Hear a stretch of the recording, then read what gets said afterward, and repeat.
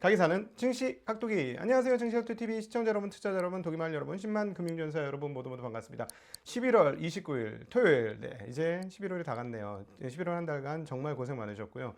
야, 이번 11월 되게 신기하다. 딱 토하고 일 탁 하니까 딱 끝나고 12월 1일부터 월요일이 시작되네요. 네, 12월 달 월화수목 계산하기 되게 쉬울 것 같습니다. 네, 자, 오늘 그 미국 시장은 상승 마감을 했습니다. 추수감사절 연휴로 인해서 하루 종일 열리지 않고 반일만 시장이 열렸고요. 반일 열린 것 치고는 꽤나 많이 주식시장이 오르면서 마감되었습니다. 그리고 반도체 주식들의 상승폭이 꽤나 컸고요. 그런데 이제 어제 그 미국 시장에서 조금 특징적인 부분은 시카고 선물거래소 CME가 데이터 센터의 과부하, 즉 과열로 인한 셧다운이 벌어졌고요. 그로 인해서 그 채권 시장과 그 어디죠? 그 선물 시장 쪽에서 조금 문제가 생겼던 흐름이 있었습니다. 그럼에도 불구하고 연휴였었기 때문에 그렇게 사람들은 많이 신경을 안 쓰고 그것이 뭐 일종의 시장의 어떤 일종의 잠깐의 잡음 정도로 끝나는 그런 모습을 보여주었습니다. 자, 그런데 그 사실 오늘 시장에서 전반적인 특징적인 흐름 중에 하나는 원자재 가격이 많이 올랐다라는 점, 알루미늄 가격을 비롯해서 구리 가격이 이제 11,000불을 돌파를 했고 은값이 꽤나 크게 상승을 했고 금값도 상승했다는 점이 오늘 시장을 전반적으로 봤을 때 조금 특징적인 부분이다라고 볼 수 있겠습니다. 자, 그리고 이제 한 주 앞으로 다가온 FOMC로 인해서 연준 인사들의 셧다운, 블랙아웃 기간이 시작이 되었습니다. 그래가지고 이제 연준 인사들의 발언들은 얻게 되고요. 그럼에도 불구하고 시장은 전반적으로 금리를 인하할 것이라는 생각에 80에서 85% 정도의 그 가능성을 반영을 하고 있습니다. 자, 이제 12월 달이 되니까는 뭐 크리스마스 분위기가 좀 나는데 올해 그런 분위기가 날지 모르겠어요. 자, 일부 사람들은 너무 신나할 것 같고 일부 사람들은 되게 연말 분위기가 안 날 것 같은데 왜냐하면 전 세계적인 양극화 그리고 극단적 불균형이 계속되고 있기 때문입니다. 자산을 가진 사람과 자산을 가지지 않은 자와의 차별이 극단적으로 벌어지고 있고요. 제가 생각하기에는 1900년대 초반에 도금 시대를 버금가는 수준의 그런 극단성이 나타나고 있고 그것이 뭐 따지고 보면 지금 뉴욕 시장 맘다니 나는 사회주의자, 민주사회주의자라고 외치는 사람이 미국의 가장 핵심적인 시의 시장이 되었다는 거에서 또 드러난 대목 아닌가 싶습니다. 자, 왜 이렇게 말씀드리느냐? IT 그리고 AI 중심의 시대는 훨씬 더 가속화되고 있습니다. 유니버스 자체가 완전히 달라지는 게 아이폰이 나온 이후로 계속해서 그런 변화를 일으키고 있는 게 가속화되는 게 최근의 상황이다라고 볼 수 있겠는데요. 오늘 왜 이런 말씀드리냐? 오늘 시장은 뭐 전반적으로 강세로 끝났습니다. S&P가 0.54% 올랐고요. 그리고 다우존스는 0.61%, 그리고 나스닥도 0.65%, 그리고 러셀 2000도 0.53%가 올라서 전반적으로 상당히 좋은 양상을 보여줬고 여기에다 필라델피아 반도체 지수는 상승폭이 더 컸습니다. 무려 2% 가까운 1.8%나 올랐습니다. 근데 여기에다가 엔비디아만 1.8%가 빠졌는데요. 엔비디아가 1.8% 빠졌다라는 점을 감안해 보면 전반적인 반도체 지수 그리고 반도체 업종 종목들의 상승폭은 더 컸다는 얘기가 되겠죠. 시가총액 1위 종목이고 반도체 지수에서 가장 비중을 많이 차지하는 게 2% 가까운 하락을 보여주었는데 오히려 반도체 지수는 2% 가까운 상승을 했다? 많이 올랐다는 겁니다. 그 중에서 누가? 인텔입니다. 자, 오늘의 주제는 인텔인데요.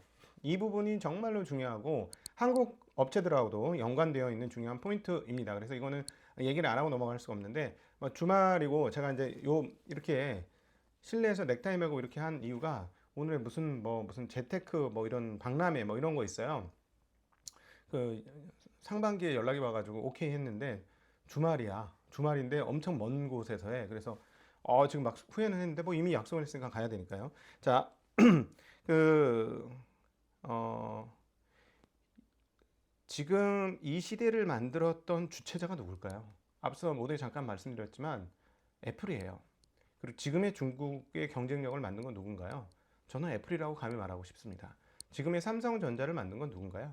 그것도 저는 애플이라고 얘기하고 싶습니다. 자, 스티브 잡스가 만들어낸 세계상이 정말 그 세상을 온통 엄청나게 크게 뒤집었다라고 보여지는데 굉장히 큰 사건이 있었습니다. 왜냐하면 애플이 드디어 인텔과 손을 잡습니다. 18옹스트롬의 파운드리 작업을 하고 있는 인텔에게 애플이 손을 내밀었습니다. 자, 여러 가지가 막 이렇게 생각나죠. 일단 미국이 Made in America라고 지금 그 Make in America를 선언한 상황에서 거기에 부합하는 상황이 되는 것이고요. 그다음 또 하나, 엔비디아의 독점이 되고 있는 TSMC. 물론 그동안에는 애플이 TSMC의 가장 큰 고객이었는데 레비뉴 상황을 보면 이제 역전되었죠. 그리고 코어스라든가 이런 것들의 증설 수준 이런 것들을 보면 이제 TSMC는 완전하게 엔비디아 쪽이 제1 고객이 되었습니다. 그래서 압도적으로 수년간 거의 지난 한 10년간 계속해서 제1고객이었던 애플이 TSMC 자리에서 물러났습니다. 자, 그러면 여기서 상상할 수 있는 부분 하나는 뭐냐면 TSMC에서 원하는 라인은 충분히 공급받고 있느냐라는 부분이죠. 이 부분에서 완벽하지 못할 수도 있다는 점도 하나 또 있습니다. 자, 그리고 또 중국에서의 경험 이것도 또 있습니다. 뭐냐면 지금 그 애플인 차이나라는 책에서도 언급이 되었습니다만은 애플이 중국의 전반적인 제조 경쟁력을 엄청나게 키워준 품질 관리를 보여주었어요. 애플의 품질 관리로 인해서 중국의 경쟁력은 엄청나게 올라갔다라는 얘기죠. 그런데 지금은 어떻습니까? 오히려 애플은 중국에 목이 메어 있는 상황 같은 느낌 좀 들지 않습니까? 예. 물론 뭐 중국이 잘해서 그렇죠. 대응을 굉장히 잘해줬기 때문이고 애플이 원하는 대로 그리고 또 그것을 주도하는 폭스콘의 강력한 중간 리더십 이런 것들이 있었죠. 이게 뭐 혼재돼서 그렇고 뭐 그냥 단순하게 이론적으로 애플이 키워줘서 쟤네가 컸다.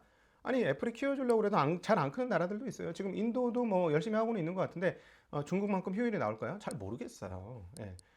그러니까 뭐 중국도 잘한 것이죠. 그럼에도 불구하고 애플이 인텔과 손을 잡았다. 지금 제가 앞서서 몇 가지 얘기했던 게 다 인텔에 포함되죠. 즉 인텔이 부활할 수 있을까?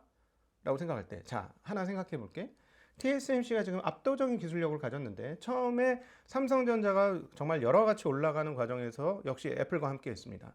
자, 그 다음에 그 삼성하고 하던 것을 일부 이원화했죠. TSMC가 했는데 TSMC가 아주 자기네가 적극적으로 세일즈하고 기술적인 어필을 하면서 애플의 마음을 사로잡았습니다. 그러면서 애플과 더 동행을 하게 됐죠. 지금의 TSMC가 나올 때 애플을 생각하지 않을 수 있을까요? 지금의 이 코어스까지 왔을 때 애플의 영향력이 없었을까요? 저는 아닐 것 같은데요. 제가 뭐 기술적인 문외한이긴 합니다만 서사의 흐름들은 그렇게 흘러가고 있다는 것입니다. 자, 그렇다면 인텔은 지금 너무너무 고전을 하고 있어서 인텔 완전 멸망한 왕국 이런 분위기였는데 멸망한 왕국에 세계의 주인이 들어온 거예요. 어떻게 보면. 자, 그러면 18옹스트롬에서 엄청난 어려움을 겪고 있고 수율도 안 나오고 막 고전을 하고 있는데 세계 최고의 팹리스, 자 이제는 세계 최고의 팹리스가 애플에서 엔비디아로 넘어갔나 뭐 그렇게 보이기도 하긴 합니다만 어찌되었건 애플은 엄청난 세계 최고의 팹리스 중에 하나인 건 분명히 맞죠. 그동안 그 10년을 넘는 기간 동안 최고의 팹리스 업체였다. 뭐 이거는 부인할 수 없는 것 같아요. 자, 그런데 이 최고의 팹리스 업체가 약간 애매한 그 제조업체를 만났습니다. 자, 어떻게 제조업체의 능력은 어떻게 될까요? 전 이게 포인트라고 생각합니다. 자, 오늘 그 반도체 지수가 많이 올랐는데 그 중에 큰 역할을 한 게 바로 인텔입니다. 인텔이 무려 10%나 올랐습니다. 왜요? 애플과 손잡기로 했기 때문입니다. 물론 전반적인 상황은 아니고요. 약간 적급 M 시리즈를 애플이 인텔한테 이렇게 오더를 줘서 만들기로 했습니다. 그러니까 맥북 향후에 나오는 27년 이후에 맥북 에어라든가 그다음에 아이패드 이런 쪽에 쓰는 프로세스 칩을 메이드 바이 인텔로 장착을 하게 된다라는 것이죠. 자, 근데 여기서 이제 고민인 점이 팹리스의 훌륭한 애들인데 단순히 팹리스만 훌륭하느냐 아니면 공정에 대한 이해도가 굉장히 높으냐라는 것을 감안해 봤을 때 저는 훌륭한 팹리스는 공정에 대한 이해도도 높다고 생각합니다. 자, 그러면 공정에 대한 이해도가 높은 팹리스가 가서 인텔한테 작업을 해준다. 그럼 인텔은 어떻게 될까요? 저는 발전할 수 있을 것 같은데요. 자, 여기서 이제 한국에 주는 함의는 무엇이 있느냐? 삼성전자의 파운드리에서 얻게 될 수 있는 메리트가 장점이 상당히 희석된다 라는 것을 저는 의미한다고 봅니다. 네. 그래서 한국에도 이거는 함의하는 바가 상당히 크고 삼성은 매우 어려워지는 상황이죠. 1위의 완전한 기술력, 현존하는 완전한 기술력의 TSMC를 따라가기도 버겁고 있는 상황인데 최고의 팹리스와 공정에 대한 이해도가 높은 애플이 3위인 인텔과 손잡아서 치고 올라오는 이 상황. 그리고 대형 업체와 손을 잡았다는 것이죠. 자, 인텔이 애플하고 손을 잡아서 잘 되면 애플만 올까요? 퀄컴은요. 그리고 미국의 다른 기업들은요. 예, 그것도 고민해야 되는 그런 상황이 되지 않을까 싶습니다.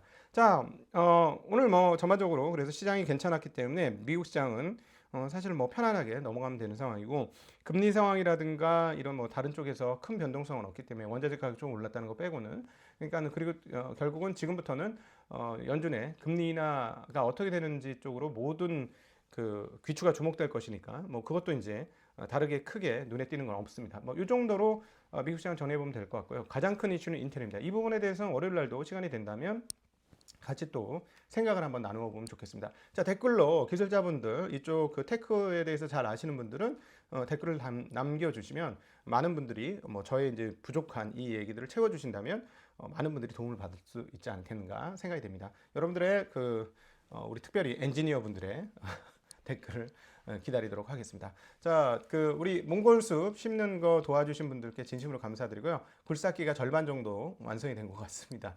너무 여러모로 감사드리고 네, 행복한 주말 되시길 빌겠습니다. 감사합니다. 안녕.